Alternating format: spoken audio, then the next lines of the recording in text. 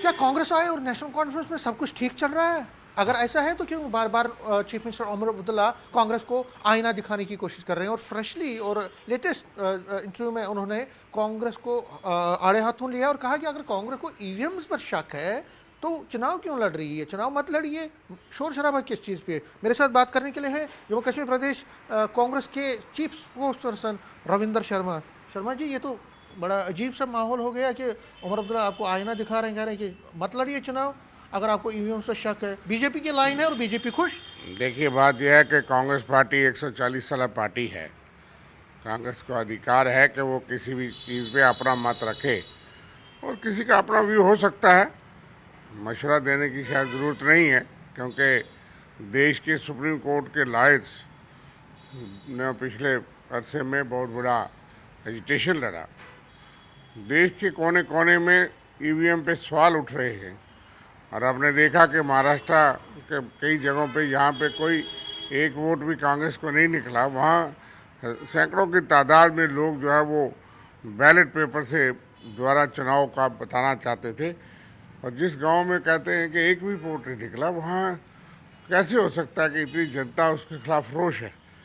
इसलिए देश में एक रोष चल रहा है, एक जो ट्रस्ट जो है इलेक्टोरल सिस्टम पे कहीं ना कहीं अगर निशाना है और लोगों को शक है, तो मुझे लगता है कि इस सिस्टम को बदलना चाहिए, क्योंकि दुनिया के कई मुल्क यहाँ पे इस चीज़ को इजाद किया गया। लेकिन वो तो आपकी लाइन, देखिए वो आपकी लाइन है, हमें अपनी लाइन कहनी है। लेकिन आपको दुख नहीं है कि जो इंडिया ब्लॉक का हिस्सा है नेशनल कॉन्फ्रेंस, वो आपसे अलग बात कर रही है?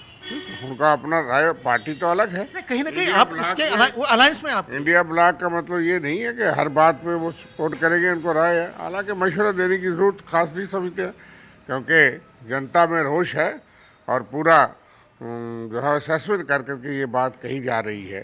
जिन चीज़ों के लिए हमारी पार्टी ने इलेक्शन कमीशन के नोटिस में बहुत सी चीज़ें लाई हैं, और अगर जेन्युइन एप्रीहेंशन भी है तो इलेक्टोरल सिस्टम पे विश्वास बना रहे। ईवीएम ज़रूरी है, जो लोगों का विश्वास इलेक्टोरल सिस्टम में बना रहे वो ज़रूरी है। इसलिए कांग्रेस पार्टी की अपनी जो राय है, लोगों की राय के मुताबिक जो है उस पर कांग्रेस पार्टी ने अप्रोच किया है, और हम अपनी राय रखते हैं। इंडिया गठबंधन के कुछ लोग अलग राय रख सकते हैं, उनकी क्या मजबूरियां हम नहीं जानते। क्या मजबूरी लग रहा है आपको? आपको ये लग रहा है कि ऐसा कहा जा रहा है, कई पॉलिटिकल एक्सपर्ट ये कह रहे हैं कि कांग्रेस को साइड लाइन करके बीजेपी के साथ नज़दीकियां उमर अब्दुल्ला रखना चाहते हैं, ताकि स्टेटहुड हो और बाकी जो उनका कमिटमेंट्स है लोगों के साथ उसको वो पूरा करवा सकें। देखो, क्या मजबूरियां, ये तो वही बता सकते हैं। जो एक्सपर्ट्स की राय है उस पर आप उनसे पूछिए कि क्यों ऐसी बात करते हैं। अगर लोगों में ये बात उठ रही है तो अब मुझे नहीं मालूम, इसके मैं कोई कहना नहीं चाहता। स्टेटहुड हमारा हक है, कोई मजबूरी नहीं है, उसको बैक नहीं करना है, हम लड़ेंगे। स्टेटहुड उन्होंने सुप्रीम कोर्ट ने कहा, पार्लियामेंट में कहा, कब तक डिले करेंगे? तो हमें उसके लिए लड़ना चाहिए। ये नहीं है कि हम झुकेंगे जब बैक करेंगे। सेंटर को आज इन तो कल स्टेटहुड देना पड़ेगा और फुल स्टेटहुड देना पड़ेगा।